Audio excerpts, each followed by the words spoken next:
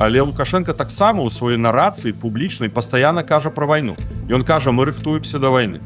Тэрыторыя Беларусі можа стаць тэатрам ваенных дзеянняў. Апошняе, што ён сказаў міністру абароны, мы будзем праводзіць частковую мабілізацыю узброеных сілаў і мы рыхтуемся да вайны, дай Бог нам яе пазбегнуць. Дай Бог, гэта што азначае? Пуцін дазволіць Бог памілуе, ці ўсё ж такі выпадак нейкі, да? Лукашенко пастаянна менавіта ў рыторыцы выкарыстоўвае, што вайна адбудзецца. Гэта нібы як бы падрыхтоўка грамадства да сітуацыі сапраўднай вайны. Але на сённяшні дзень нерэальна, каб Лукашенко самастойна накіраваў беларускія ўзброеныя сілы ва ўкраіну ці ў адносінах да якой з еўрапейскіх краін. Па-першае, яны абсалютна патэнцыяльна не ў стане перамагчы ў такой агрэсіі.